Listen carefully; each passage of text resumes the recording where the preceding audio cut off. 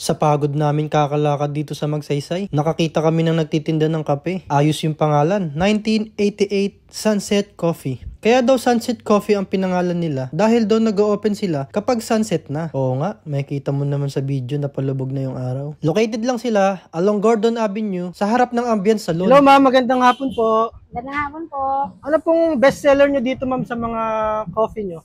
Ang bestseller po namin is Biscoff Latte. Ano pa po ma'am, bukod sa Biscoff? Ang isa pa sa binabalikan is yung Spanish Latte namin at saka yung Caramel Macchiato. Sa non-coffee naman po? Sa non-coffee naman po, bestseller namin is Oreo Milk. Yun, di po kasi ako nagkakape. Pag nagpupunta kami sa kape yan, puro non-coffee lang ako. Best for you is Oreo Milk.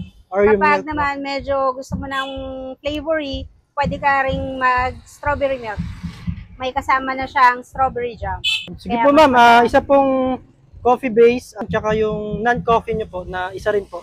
Ma'am, ayos itong mga ano nyo, no, mga mamahalin po yung ginagamit nyo po, no? Pero napakamura ng presyo nila. Tignan nyo naman, napakamura lang.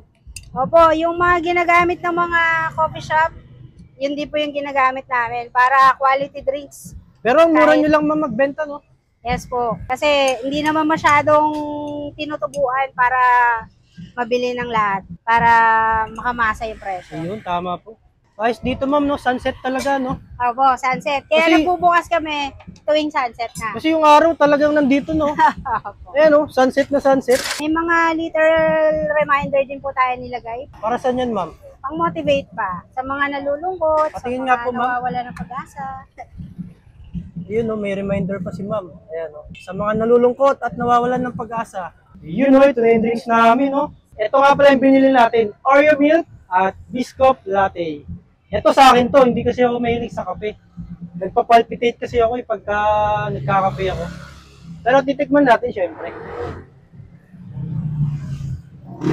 Ayos ma'am, sarap ng non-coffee mo. Sakto-sakto, wow na kami. Swabe, sakto sa init. Sakto yung sunset kasi oh. Opo. Kaya sunset yung Kaya pala sunset ma'am yung pangalan niya. Eh no, 1988 Sunset Coffee. Kasi nagbubukas sila dito, sunset. Kaya Sunset Coffee. Ito naman yung Biscoff Latte. Ito coffee base to. Ay, nahalo pala to. Akala ko ganun lang. Oh, di ba? Hindi ako nagkakape. Hindi ko alam.